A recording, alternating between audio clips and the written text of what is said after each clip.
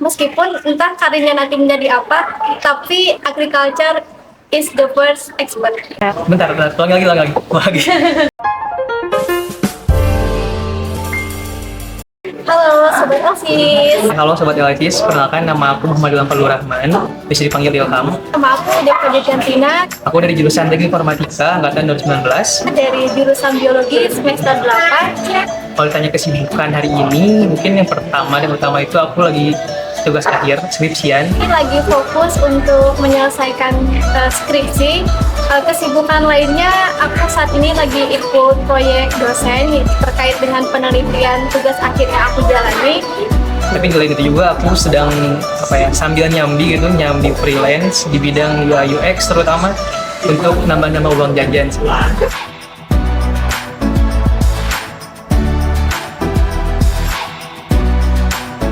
Oke, kalau menurut aku, expert generalis itu mereka yang cenderung mempelajari atau memahami atau juga mendalami suatu ilmu tuh tidak cuma satu, tapi dari berbagai bidang gitu. Kemudian juga dia bisa aja punya kemampuan minat dan bakat yang lebih dari satu. Sedangkan yang expert spesialis dia cenderung mempelajari atau memahami atau juga mendalami suatu ilmu itu dari satu fokus saja atau satu bidang saja, terus juga cenderung memiliki satu kemampuan maupun satu bakat. Oke, yang terdengar kalau mendengar dua istilah itu mungkin ya. Yang pertama sih, kalau expert spesialis itu orang yang punya keahlian mendalam di satu bidang. Dan kalau yang generalis, orang yang punya keahlian di banyak hal, tapi tidak terlalu mendalam-dalam banget.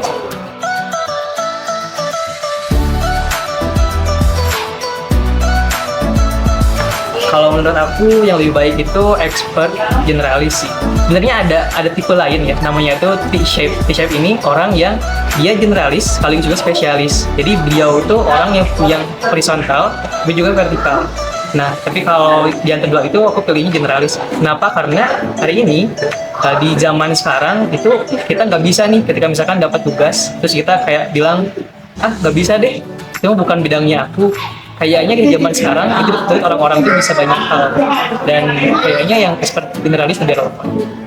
Oke, kalau ditanya mana yang lebih baik, menurut aku, baik expert generalis maupun expert yang spesialis, masing-masing punya kelebihan dan kekurangannya tersendiri gitu. Tapi keduanya merupakan expert yang banget. Nah, kalau ditanya yang lebih baik, menurut aku adalah expert generalis. Karena expert generalis itu dia memiliki kemampuan yang lebih banyak, kemudian juga bakatnya juga bisa lebih banyak. Karena apa? Karena dia mempelajari dari berbagai ilmu. Tapi dengan catatan expert generalis itu kita sebaiknya tidak hanya belajar secara mendasar, tapi benar-benar mendalami. Kalau hanya mendasar saja, expert spesialis itu bisa lebih baik daripada expert generalis.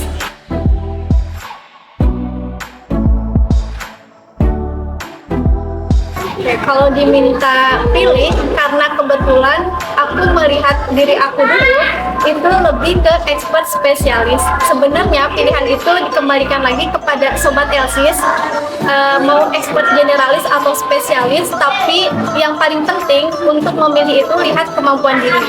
Karena aku ini cenderung ke expert spesialis, misalnya cenderung dalam mempelajari karya tulis ilmiah.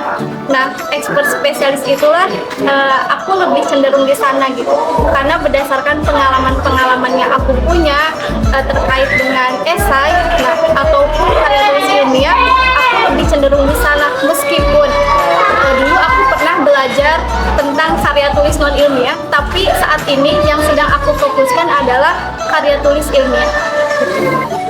Oke, kalau disuruh memilih, mungkin aku sendiri lebih ingin disebut seorang, pengennya sih T-shape tadi ya, tapi kalau dua ini aku pilih sebagai seorang generalis. Kenapa? Karena ketika kita jadi seorang generalis, itu kita punya peluang buat belajar banyak hal, dan kita juga punya peluang buat mendalami salah satunya gitu.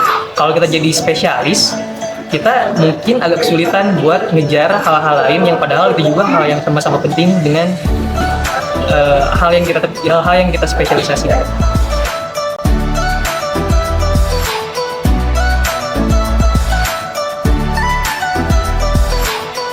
Oke, kalau untungnya sebagai seorang generalis gitu, yang aku rasa itu sangat-sangat menguntungkan. Kenapa? Karena di perkuliahan itu kita, kayak misalkan aku di informatika, itu kita belajar banyak hal dari mulai web programming, mobile programming, terus AI dan lain sebagainya, yang mana pasti kita nggak bisa master di semua bidang tersebut.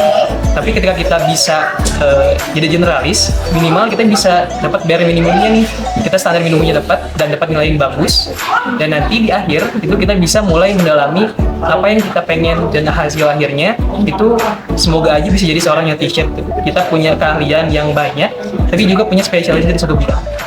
Oke, kalau menurut aku kelebihan dari expert spesialis itu kita bisa fokus melakukan sesuatu di satu bidang, dan juga kita bisa punya solusi dalam memecahkan masalah itu memang fokus di satu bidang itu. Tapi sebenarnya setiap orang itu menurut aku punya sisi expert generalis juga. Hanya yang lebih dominan yang mana? Nah, kalau aku expert spesialis itu lebih dominan dibandingkan generalis.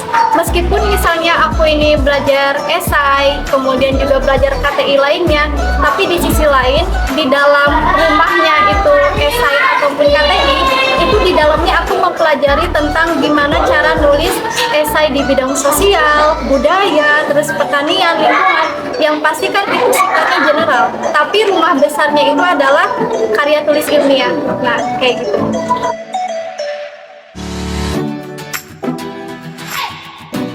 Kalau untuk karir, sebenarnya aku belum ada karir yang spesifik itu, tapi ada beberapa opsi karir yang benar-benar ini jadi satu frekuensi dengan aku karena sesuai dengan passion aku. Yang pertama itu akademisi, yang kedua aku bisa join di research and development, baik itu di perusahaan maupun di instansi yang lainnya. Kemudian yang ketiga bisa mengikuti magang misalnya di FAO atau Food and Agriculture Organization, dan hal-hal lainnya yang tentang passion aku di bidang itu. Oke, kalau buat aku sendiri, pengaplikasiannya itu karena aku di bidang IT, dan sekarang aku itu lagi belajar jadi ahli di bidang UX. Nah, di bidang UX ini aku bukan belajar hanya UX aja, tapi aku juga harus paham bagaimana nanti dari prototipe aku bikin di develop, terus lagi gimana paham psikologi manusia dan lain sebagainya. Jadi sebagai seorang generalis itu ngasih keuntungan yang besar bagi aku untuk memahami banyak hal sebelum nantinya semakin berjalannya waktu aku bisa nentuin nih aku pengen jadi expert di bidang mana, dan nanti bisa lebih menspesifikasi keahlian aku itu di mana.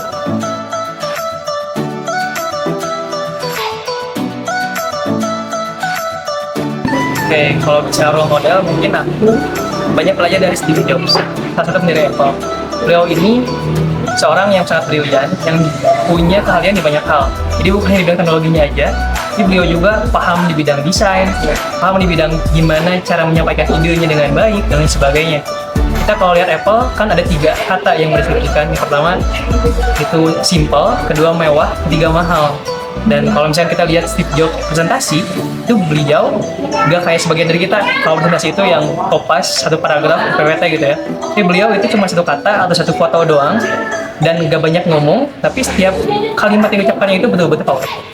Kalau untuk role model, aku suka tokoh yang bernama QW.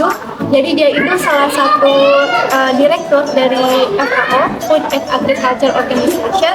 Aku suka tokoh itu karena pertama dia itu orang yang sederhana, kemudian juga dia konsisten dalam menekuni bidangnya, yaitu di bidang pertanian. Tapi di sisi lain dia juga ternyata memiliki sisi generalis, bisa mempelajari teknologi informasi, kemudian juga pemberdayaan perempuan, agrowisata, dan lain sebagainya. Tapi yang paling aku kagumi adalah dari ilmu yang dia pelajari sifatnya generalis itu, dia tetap fokus di satu bidang, yaitu pertanian.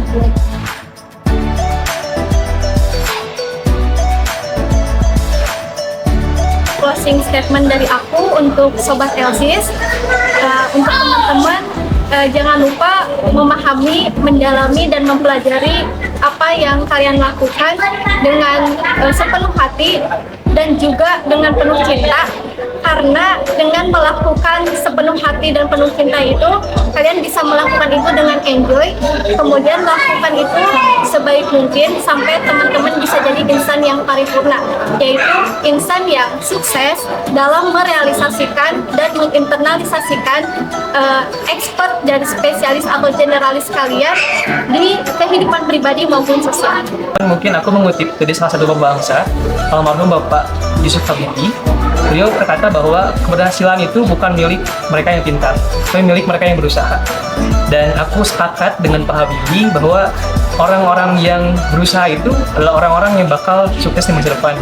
Karena intinya kalau kita gak mau belajar, meskipun pintar, pasti bakal gampang buat tersisihkan. Apalagi di zaman sekarang, saingan kita itu bukan hanya teman-teman sekampus, sekota atau senegara, tapi dari berbagai negara dan juga sama mesin juga gitu. Jadi pesan dari aku, semoga teman-teman nggak lelah buat belajar dan nggak banyak mager-mager. Thank you Sobat Elvis.